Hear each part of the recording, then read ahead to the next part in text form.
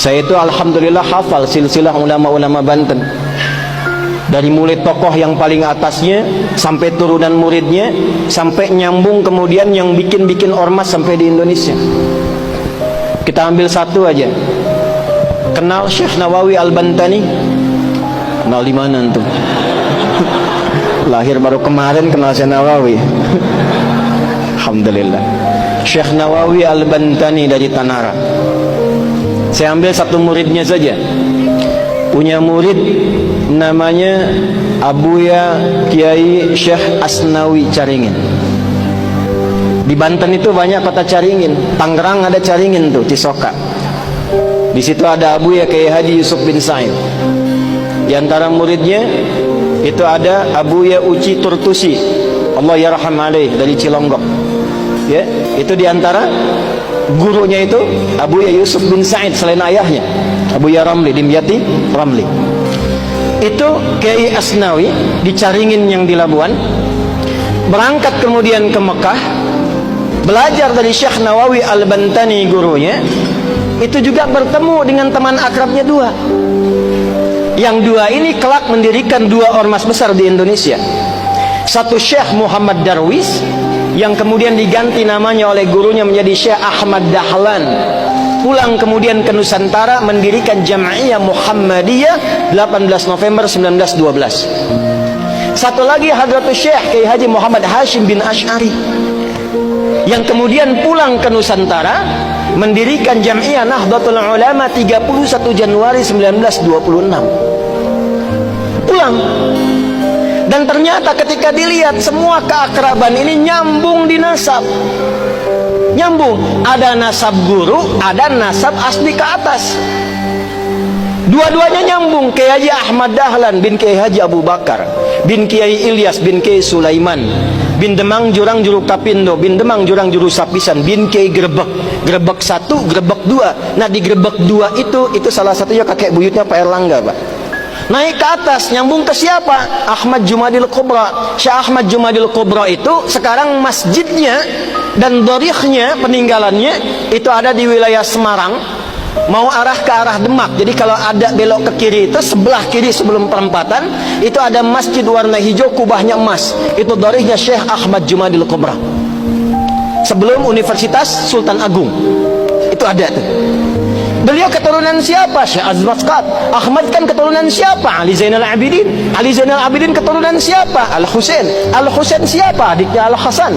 Al-Hasan siapa? Putranya Sayyidina Ali bin Abi Thalib karamallahu wajhah. Siapa beliau? Suaminya Fatimah Az-Zahra bintu Rasulillah Muhammad sallallahu alaihi wasallam bin Abdullah bin Abdul Muttalib bin Hashim bin Abdul Manaf bin Qusay bin Murrah bin Kilab bin Ka'ab bin Ghalib bin Fihir bin Malik bin Nadar bin Kinana bin Khuzaimah bin Mudrikah bin Ilyas bin Nizar bin Mudar bin Ma'ad bin Adnan bin Addi bin Adri bin Muqawwam bin Nahur bin Tarikh bin Ya'rub bin Yasjub bin Nabit bin Ismail alaihi salam bin Ibrahim alaihi salam bin Azar atau bin Nahur bin Abir bin Kinan bin Arfakhshad bin Sam bin Nuh alaihi salam bin Matushalah bin Kinan bin Anwas bin Tis bin Adam alaihi salam.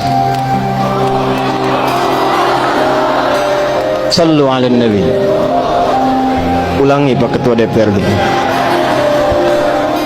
Kiai Hashim juga begitu. Cuma ketemunya nanti di Joko Tingkir. Pangeran Benawa, keturunan 23 dari Nabi sallallahu alaihi wasallam. Kiai Haji Muhammad Hashim bin Asy'ari bin Abdul Wahid bin Abdul Halim.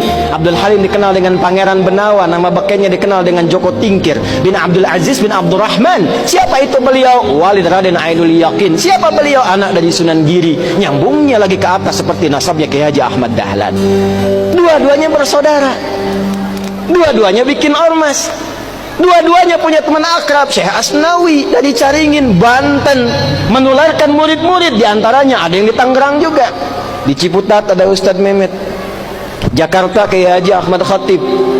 Ya itu menantunya. Istrinya itu Ratu Iyot namanya. Ya, turun itu di antara sekian banyak. Pakunya di mana? Banten. Dari situ kemudian nyambung sampai turun kemudian nasab-nasab itu tersambung sampai tuan gurunya dari nasab tariqahnya Syekh Abdul Qadir Al-Jailani. dari nasab kepemimpinannya sampai ke Prabu Siliwangi. Punya 3 orang anak.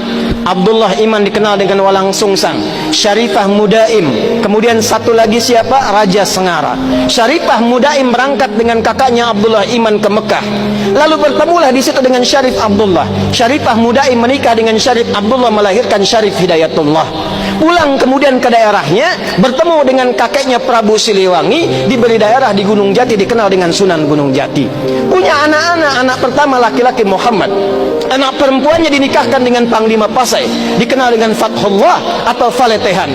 Menikah kemudian, lalu bertugas di wilayah kemudian dikenal dengan Batavia, membebaskan Batavia dari hubungan penjajah pada saat itu di bulan Juni 1527. Makanya sampai sekarang milad Jakarta itu di Juni. Maka kemudian dirubah namanya, diambil dari surat Al-Fatah, ya, surah ke-48 ayat pertama. Inna fatahna laka fatham mubina. Fatham mubina itu bahasa lokalnya disebut dengan Jayakarta, disingkat menjadi Jakarta. Dari keturunannya turunlah kemudian Maulana Hasanuddin. Maulana Hasanuddin kemana? Di Banten. Sampai kemudian nyambung ke Makassar. Di Banten ini luar biasa. Banten ini pakunya, Banten ini imannya kuat. Jadi kalau ada orang Banten kemudian imannya lemah, dipertanyakan kebantenannya.